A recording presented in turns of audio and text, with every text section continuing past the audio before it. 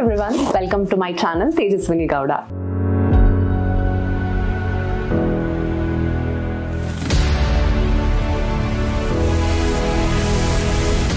First of all అందర్ లేడీస్కి ఒక పెద్ద షౌట్ అవుట్ ఇవ్వాలి.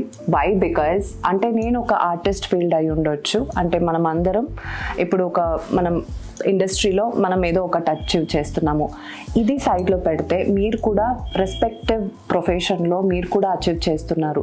రైట్ ఫ్రమ్ లైక్ అంటే ఒక చిన్న ఇంట్లో కూర్చొని లైక్ వర్క్ చేసే వాళ్ళ దగ్గర నుంచి, ఆఫీస్కి వెళ్ళి వర్క్ చేసే వాళ్ళ దగ్గర నుంచి, అండ్ ఇండియా కోసం పెద్ద పెద్ద మెడల్స్ తీసుకొచ్చే వాళ్ళ అక్కడి వరకు అందరు లేడీస్ ఒక అంటే ప్రొఫెషనల్గా గ్రోత్ అవుతూనే ఉంది. So I'm very happy and I'm very proud to be a women.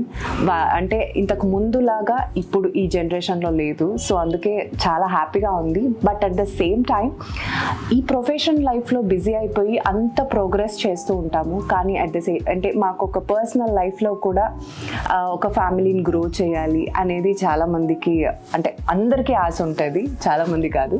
So అలాగే నాకు కూడా ఉంది. కానీ కొంతమంది ప్రొఫెషనల్ లైఫ్లో బిజీ అయిపోయి పర్సనల్ లైఫ్లో ఫ్యామిలీ గ్రో చేయడంలో కొంతమంది కొన్ని రీజన్స్ వల్ల కొన్ని ప్రాబ్లమ్స్ ఫేస్ చేస్తూ ఉంటారు. సో వాళ్ళందరికీ ఈ వీడియో యూజ్ అవుతుంది అండ్ ఈ వీడియోని వాళ్ళందరికీ డెడికేట్ చేయాలనుకుంటున్నాను. ఏంటి సడన్గా ఫ్యామిలీ ఇవన్నీ మాట్లాడుతున్నాను అనుకుంటున్నారో? ఆబ్వియస్గా నేను నా ప్రొఫెషన్ లైఫ్లో ఎంత సక్సెస్ అయినా సరే ఫ్యూచర్లో నాకు ఒక ఫ్యామిలీని గ్రో చేయాలని డెఫినెట్గా ఉంటుంది.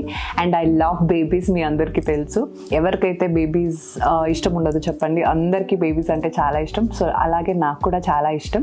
కానీ ఇలా ప్రొఫెషనల్ లైఫ్లో బిజీ అయిపోయి చాలామంది నేను ఇందాక చెప్పినట్టు కొన్ని రీజన్స్ వల్ల కొన్ని ప్రాబ్లమ్స్ ఫేస్ చేస్తూ ఉంటారు. కొంతమంది అయితే ఎలా బేబీస్ని కనాలి అని అనుకున్నా ఆలోచిస్తూ ఉంటారు. సో ఈ ఫర్టిలిటీ, ఐవీఎఫ్ గురించి కూడా వినుంటారు.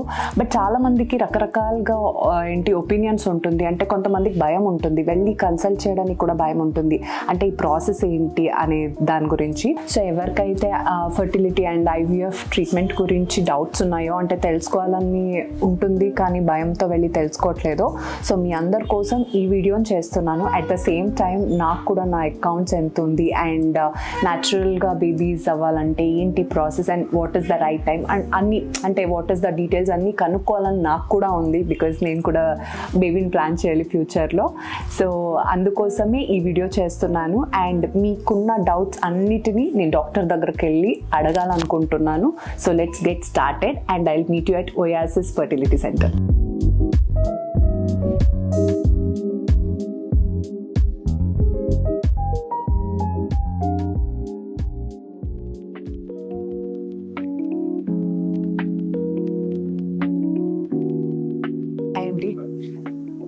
Good morning.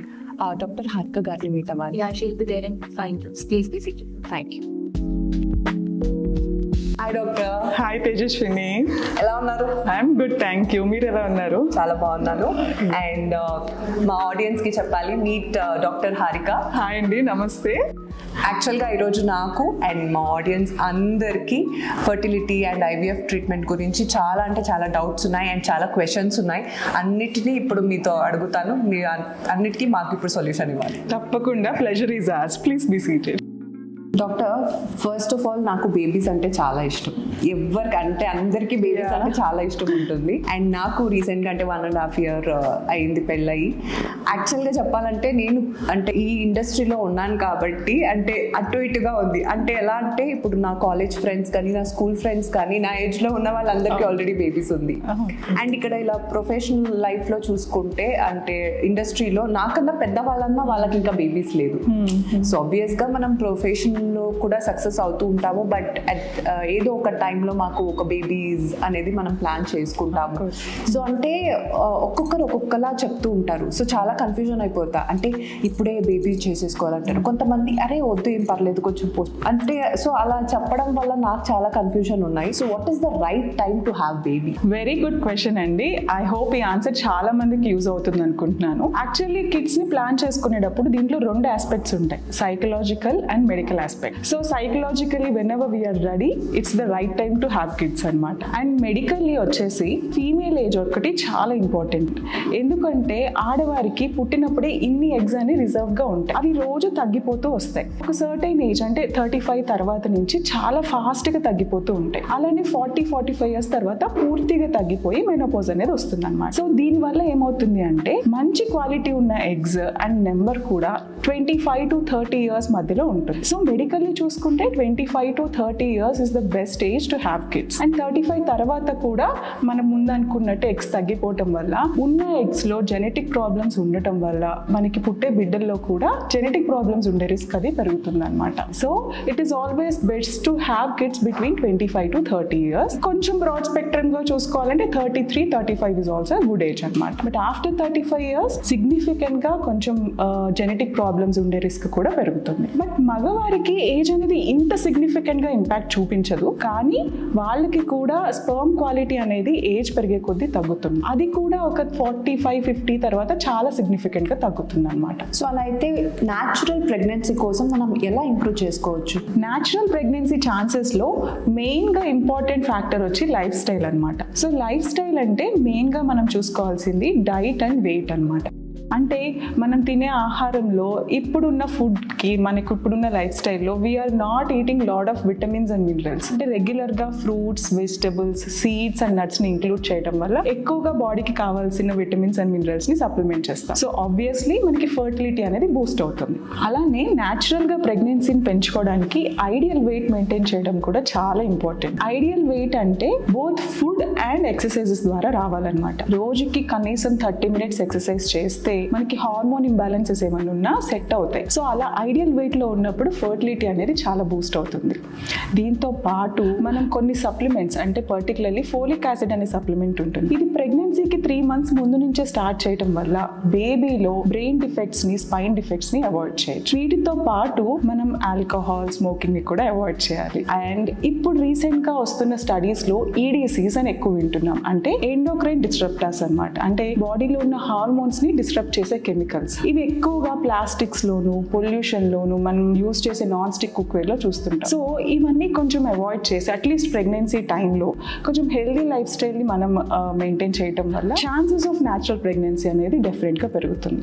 దీంతో పాటు if you are having menstrual trackers అంటే మెన్స్ట్రువల్ సైకిల్స్ ఎంత రెగ్యులర్ గా వస్తున్నాయి అనేది కూడా ఇంపార్టెంట్. ఎందుకంటే రెగ్యులర్ గా వస్తున్నాయి అంటే ఓవులేషన్ అంటే ఎగ్ అనేది రిలీజ్ అవుతుంది అనమాట. సో ఆ ఎగ్ రిలీజ్ అయ్యే టైం ని ట్రాక్ చేసుకోవడానికి కూడా ఇప్పుడు లాట్ ఆఫ్ కిట్స్ కానీ స్కాన్స్ కానీ చాలా అవైలబుల్ ఉన్నాయి. సో మనం ట్రాక్ చేసుకోవడం వల్ల ఆ ఆప్టిమమ్ అంటే ఫర్టైల్ విండో అంటాం. సో ఆ ఫర్టైల్ విండోని మనం ట్రాక్ చేయడం వల్ల ప్రెగ్నెన్సీ ఛాన్సెస్ ని ఎన్హాన్స్ చేసుకోవచ్చు. ప్రెగ్నెన్సీ ప్లాన్ చేసుకుంటున్నప్పుడు ప్రీ ప్రెగ్నెన్సీ కన్సల్టేషన్ అంటే ముందు ఒకసారి ఫర్టిలిటీ ఎక్స్పర్ట్ ని కన్సల్ట్ చేస్తే దీంతో పాటు మనకి ఏమైనా అదర్ మెడికల్ హెల్త్ ఇష్యూస్ ఉన్నాయి అన్నది కూడా చూసుకుని అన్ని విటమిన్ సప్లిమెంటేషన్ స్టార్ట్ చేసుకోవడం వల్ల ప్రెగ్నెన్సీ ఛాన్సెస్ పెరుగుతాయి. కానీ డాక్టర్ చాలా మంది ఇలా న్యాచురల్ గా ప్రెగ్నెన్సీ అవ్వడానికి చాలా ట్రై చేసి ఉంటారు, బట్ న్యాచురల్ గా ప్రెగ్నెన్సీ అయి ఉండదు. సో వాట్స్ నెక్స్ట్ అంటే ఏం చేయాలి వాళ్ళు? ఇప్పుడు న్యాచురల్ గా ట్రై చేస్తున్నప్పుడు మనకి chances of pregnancy in 1 cycle is just 15% అండి, 15 to 20. అండ్ ఇది ఒక సంవత్సరం పాటు ట్రై చేస్తే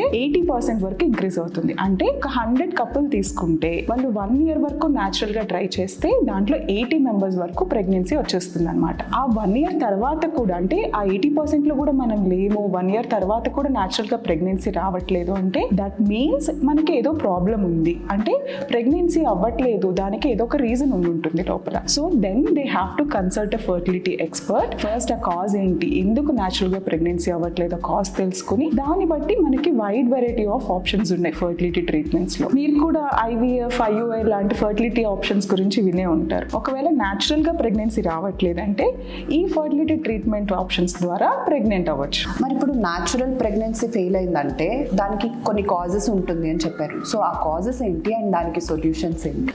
ఇందులో కామన్ కాజెస్ వచ్చేసి ఫస్ట్ ఎగ్ రిలీజ్ అవ్వటంలో లేదా లేదంటే ఎగ్ క్వాలిటీ నెంబర్ లో ప్రాబ్లం ఉండొచ్చు, లేదా ఫెలోపియన్ ట్యూబ్స్ అని రిలీజ్ అయిన ఎగ్ ని స్పర్మ్ ని కలపడానికి ఉంటాయన్నమాట. వాటిల్లో బ్లాకేజ్ వల్ల ప్రెగ్నెన్సీ రాకపోవచ్చు, లేదా ఈ ఫామ్ అయిన ఎంబ్రియో అంటే ఎగ్ అండ్ స్పర్మ్ కలిసి ఎంబ్రియోని ఫామ్ చేస్తాయి. ఈ ఎంబ్రియో వచ్చి యూట్రస్ లో అంటే గర్భసంచి లోపల అతుక్కుని గ్రో అవుతుంది అనమాట. సో ఈ గర్భసంచిలో ఏమన్నా ప్రాబ్లమ్స్ ఉన్నా వాటి ఆకారంలో కానీ, లేదా అందులో పాలిప్స్ కానీ, ఫైబ్రాయిడ్స్ కానీ, గర్భసంచిలో ప్రాబ్లం ఉన్నా కూడా మనకి ప్రెగ్నెన్సీ రాకపోవచ్చు. లేదా స్పర్మ్ అబ్నార్మాలిటీస్ అంటే వీర్య కణాలలో కౌంట్ లోపాలు కానీ, ఆకారంలో కానీ, లేకపోతే కదలికల్లో కానీ ఇలా ఈ లోపాల్లో ఉన్నా కూడా సరే మనకి ప్రెగ్నెన్సీ రాకపోవచ్చు అనమాట. వీటితో పాటు అదర్ హార్మోనల్ ఇష్యూస్ అంటే థైరాయిడ్, షుగర్ ఇవన్నీ కూడా మనకి ఫర్టిలిటీ రాకపోవడానికి కారణాలు కావచ్చు. సో వీటికి సొల్యూషన్ వచ్చేసి మనం ఫస్ట్ కాజ్ ని ఐడెంటిఫై చేసుకున్నాక కాజ్ ని బట్టి వీళ్ళకి IUI లేదా IVF ట్రీట్మెంట్ ఆప్షన్ అనేది డిసైడ్ చేస్తాం అనమాట. అండ్ ఇంకొకటి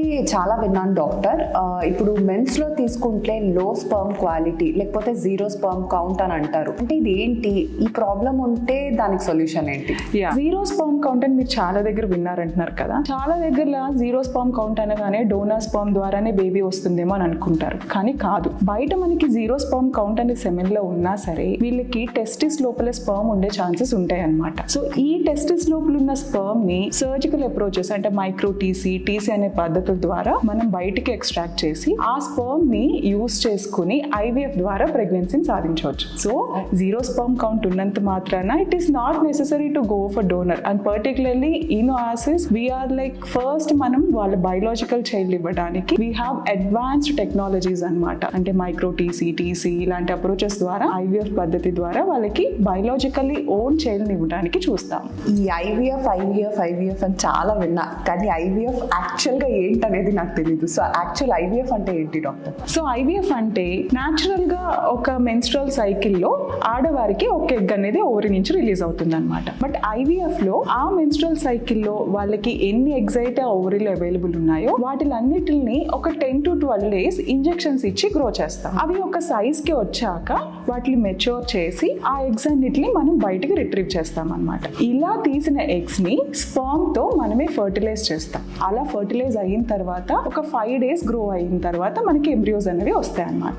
ఈ ఎంబ్రియోస్ ని తిరిగి మళ్ళీ మనం యూట్రస్ అంటే గర్భసంచిలోకి ట్రాన్స్ఫర్ చేస్తాం. అలా ప్రెగ్నెన్సీ అనేది వస్తుంది. So this is simply what we do in IVF. కానీ ఇది ఒక్క సైకిల్లోనే అవుతుందా లేకపోతే how many cycle it requires? So ఇందాక మనం ఎంబ్రియోస్ అని చెప్పుకున్నాం కదా. ఈ ఎంబ్రియోస్ ని కనుక IVF చేసిన సైకిల్లోనే ట్రాన్స్ఫర్ చేస్తే దాన్ని ఫ్రెష్ ట్రాన్స్ఫర్ అంటాం. కానీ మోస్ట్ ఆఫ్ ద టైమ్స్ మనం వీటిని ఫ్రీజ్ చేసి ఉంచుతాం అన్నమాట. ఈ ఫ్రీజ్ చేసిన ఎంబ్రియోస్ ని మళ్ళీ తిరిగి వేరే సైకిల్లో అంటే యూట్రస్ లైనింగ్ గర్భసంచి పొరని ప్రిపేర్ చేసుకున్నాక ట్రాన్స్ఫర్ చేసుకోవచ్చు. దీన్ని ఫ్రోజన్ ఎంబ్రియో ట్రాన్స్ఫర్ అంటాం. జనరల్ గా ఒక ఫ్రోజన్ ఎంబ్రియో ట్రాన్స్ఫర్ లో మనకి ప్రెగ్నెన్సీ వచ్చేస్తుంది. బట్ లేదు అంటే సెకండ్ సైకిల్ కి మనకి ప్రాబ్లం ఏంటి అంటే ఎంబ్రియోలో ప్రాబ్లం ఉందా లేదా యూట్రస్ లైనింగ్ లో ప్రాబ్లం ఉందా అనేది చూసుకుని ఆర్ ఎల్స్ ఇంకేమన్నా ఫ్యాక్టర్స్ వల్ల ఫెయిల్ అయిందా అన్నది చూసుకుని we have to plan second cycle అనమాట. Also we can use advanced technologies like PGT అంటే ప్రీ ఇంప్లాంటేషన్ జెనెటిక్ టెస్టింగ్. ఈ ఎంబ్రియోని ఏదైతే ట్రాన్స్ఫర్ చేసామో దాన్ని మనం మార్ఫాలజికలీ అంటే జస్ట్ మైక్రోస్కోప్ లో చూసి దాని ఆకారం ఎలా ఉంది అనేది తెలుసుకుంటాం. బట్ దాని లోపల జీన్స్ ఎలా ఉన్నాయి, అవి కరెక్ట్ గా ఉన్నాయా నెంబర్ వైజ్ కానీ లేకపోతే ఇంకేదైనా మ్యూటేషన్స్ ఏమైనా ఉన్నాయా అనేది మనం PGT టెస్టింగ్ ద్వారా తెలుసుకోవచ్చు. ఇలా జెనెటికల్లీ నార్మల్ గా ఉన్న ఎంబ్రియోని ట్రాన్స్ఫర్ చేయడం వల్ల ప్రెగ్నెన్సీ ఛాన్సెస్ అనేవి చాలా పెరుగుతాయి. అలానే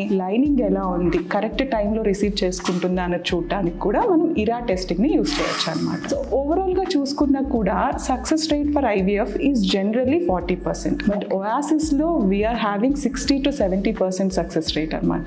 దట్స్ గ్రేట్. అలా అయితే ఈ IVF ప్రాసెస్ అనేది ఏ ఏజ్ వరకు సేఫ్ డాక్టర్, అండ్ ఏ ఏజ్ వరకు సక్సెస్ఫుల్ రేట్ కూడా ఎక్కువ ఉంటుంది? సో ఈ ఏజ్ కి రిలేటెడ్ వచ్చేసి మనకి ఆర్ట్ గైడ్ లైన్స్ అంటే గవర్నమెంట్ గైడ్ లైన్స్ ఉన్నాయన్నమాట. సో దీని ప్రకారం ఫీమేల్స్ కి 50 years కన్నా తక్కువ ఉన్నా, మేల్స్ కి 55 years కన్నా తక్కువ ఉన్నా they are eligible to go for IVF. But ఆడవారి ఏజ్ కనుక 35 to 37 కన్నా తక్కువగా ఉంటే IVF సక్సెస్ రేట్ అనేవి చాలా ఎక్కువ ఉంటాయి అన్నమాట. సో ఈ IVF ప్రాసెస్ ఎలా చేస్తారు?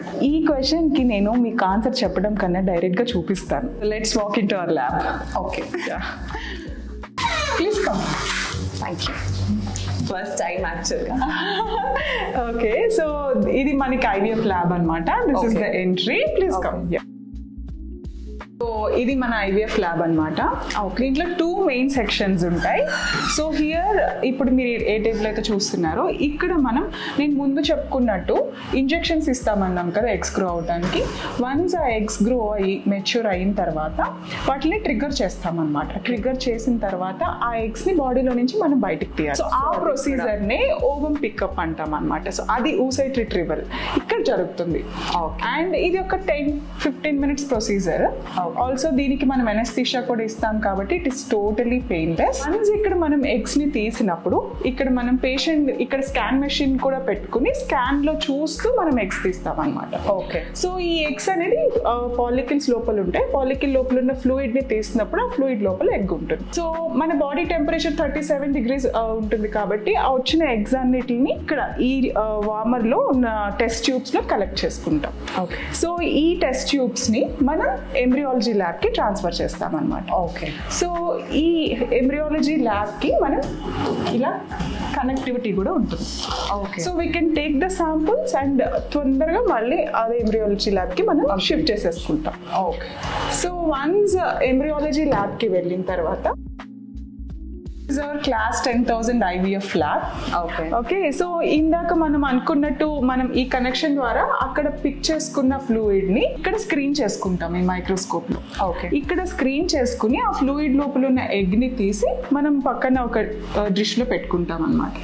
సో ఆ ఎగ్స్ ని మనం ఇలాంటి ఇంక్యుబేటర్స్ లో ఒక 2 hours కొంచెం ఇంక్యుబేట్ చేసుకున్న తర్వాత మళ్ళీ అగైన్ ఈ ఇంక్యుబేట్ అయిన ఎగ్ ని తీసుకెళ్లి ఇక్కడ ఏదైతే కనిపిస్తుందో దీన్ని ఇక్సీ మెషిన్ అంటాం. సో ఇక్కడ మీరు చూడొచ్చు 2 మైక్రో మ్యానిపులేటర్స్ కూడా ఉన్నాయి, 2 needle type structures. Okay. So ఇక్కడ ఆ ఎగ్ ని తీసుకుని ఆ ఎగ్ లోకి మనం స్పర్మ్ ని ఇంజెక్ట్ చేస్తాం. సో దాన్నే ఇక్సీ అంటాం, intracytoplasmic sperm injection. Okay. So అలా ఫర్టిలైజ్ చేసిన ఎగ్స్ ని మనం 5 days వరకు గ్రో చేయాలన్నమాట. సో దెన్ ఆ ఎంబ్రియోస్ ఫామ్ అయ్యి ఆ 5 days గ్రో అవుతాయి. సో అవి ఎక్కడ గ్రో చేయాలి మీకు ముందు అనుకున్నట్టే మనం బాడీ ఎన్విరాన్మెంట్ ని మిమిక్ చేయాలి కాబట్టి మనం ఇంక్యుబేటర్స్ ని యూజ్ చేస్తాం. సో ఆ ఇంక్యుబేటర్స్ ఇట్లాంటి ఇంక్యుబేటర్స్ అయినా అవ్వచ్చు లేదా బాక్స్ టైప్ ఇంక్యుబేటర్స్ అయినా అవ్వచ్చు. ఓకే. సో ఇంక్యుబేటర్స్ లో ఆ పర్టికులర్ గ్యాస్ ప్రపోర్షన్స్, టెంపరేచర్స్ మీరు ఇక్కడ చూస్తే 38 degrees తెలుస్తుంది. సో ఇలా అంతా మంచి కరెక్ట్ ఎన్విరాన్మెంట్ చూసుకుని మనం సెట్ చేసుకున్న తర్వాత ఆ ఎంబ్రియోస్ ని గ్రో చేస్తాం. ఓకే. సో వన్స్ ఆ ఎంబ్రియోస్ 5 days వరకు గ్రో అయ్యాక ఏ అయితే ఎంబ్రియోస్ వచ్చాయో వాటిని మనం ఫ్రీజ్ చేస్తాం అన్నమాట. ఓకే. ఇంకొకటి ఇప్పుడు ఈ శాంపిల్స్ అని కలెక్ట్ చేస్తారు కదా డాక్టర్, ఈ శాంపిల్స్ అని అంటే లైక్ కన్ఫ్యూజ్ అయిపోయి మిస్ మ్యాచ్ అవ్వడం అట్లాంటివి జరగదా? ఎందుకంటే అదే మెయిన్ క్వశ్చన్ ఉంటుంది. సో ఇక్కడ మీరు ముందు చెప్పినట్టు తీసుకునే టెస్ట్ ట్యూబ్స్ అంటే తర్వాత ఈ శాంపిల్స్ అన్నిటిని మనం బార్కోడ్ చేస్తాం అన్నమాట. ఓకే. సో ఇలా బార్కోడ్ చేయడం వల్ల we maintain that unique code and we don't allow mixing of the samples.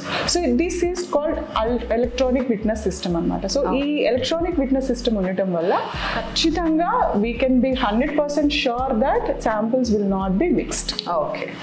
ఇందాక ఏదో చెప్తున్నారు ఎగ్స్ తర్వాత.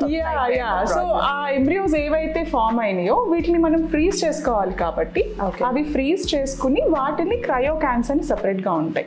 సో వాటిలో స్టోర్ చేసుకుంటాం అన్నమాట. Okay. That we will show. ఇది ఫ్రీజర్ ని ఎందుకు అంటే ఏంటి ఇది ఫ్రీజ్? సో ఈ ఫ్రీజింగ్ అంటే ఏంటంటే ఇప్పుడు ఎంబ్రియోని మనం 5 days వరకు బయట గ్రో చేయగలం. ఆ తర్వాత ఇప్పుడున్న ల్యాబ్ ఎన్విరాన్మెంట్ కి వీ కెనాట్ గ్రో ఫర్దర్ అన్నమాట. సో దట్ ఆ ఎంబ్రియో అనేది మళ్ళీ తిరిగి మదర్ రూమ్ లోకి వెళ్ళిపోవాలి. ఓకే. ఈ ఎంబ్రియో ట్రాన్స్ఫర్ జరిగే ముందు మనం నెక్స్ట్ సైకిల్ ముందు చెప్పుకున్నట్టు ఆ సైకిల్లోనే చేస్తే ఫ్రెష్ ట్రాన్స్ఫర్ అంటాం, లేదు వేరే సైకిల్లో చేయాలి అనుకుంటే ఫ్రోజన్ ట్రాన్స్ఫర్ అంటాం. సో ఇందులో ఏం చేస్తున్నామంటే ఈ ఎంబ్రియోని -196 degrees centigrade దగ్గర ఫ్రీజ్ చేస్తాం. సో ఇంత టెంపరేచర్స్ లో ఆ ఎంబ్రియోలో ఉన్న బయోలాజికల్ ప్రాసెస్ అన్ని హాల్ట్ అవుతాయి అన్నమాట. అవి ఆగి మళ్ళీ ఎప్పుడైతే దాన్ని రూమ్ టెంపరేచర్ కి తీసుకొస్తామో again it will resume all the processes. So ఇలా టెంపరేచర్ ఆ మైనస్ దగ్గర -196 degrees దగ్గర స్టోర్ చేయడం వల్ల ఎంబ్రియో అనేది చాలా కాలం స్టోర్ అయ్యి ఉంటుంది మన దగ్గర. అంటే ఇప్పుడు ఈ ఫ్రీజ్ అనేది ఇంత పర్టికులర్ టైం అని ఉంటుందా? అంటే ఇన్ని రోజులే మనము ఫ్రీజ్ చేయొచ్చు? గవర్నమెంట్ ముందు మాట్లాడుకున్నట్టు ART గైడ్ లైన్స్ ద్వారా అయితే 10 years వరకు we can store the embryos with the same quality. అంటే అలా ఎగ్స్ ఫార్మ్ చేయించుకొని ఫ్రీజ్ చేసి ఎప్పుడైనా pregnancy. That's the beauty actually.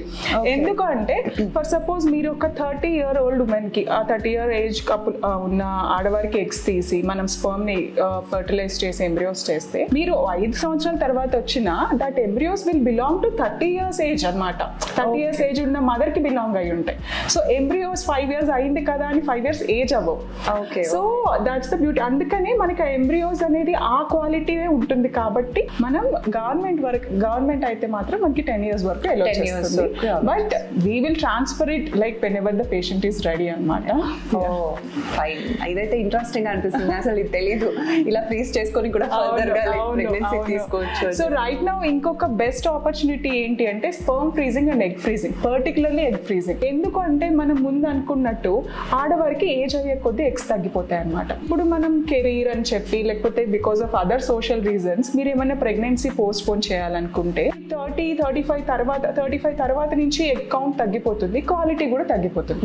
So మీరు యంగ్ గా ఉన్నప్పుడు కొంచెం రిజర్వ్ అది బాగున్నప్పుడు ఆ ఎగ్స్ అన్నిటిని మనం ఐవీఎఫ్ ద్వారా పిక్ చేసి ఎగ్ ని యాజ్ సచ్ ఫ్రీజ్ చేసుకోవచ్చు. అంటే ఎంబ్రియో చేయవసరం లేదు, మీరు married or unmarried what ever, egg ని మాత్రమే.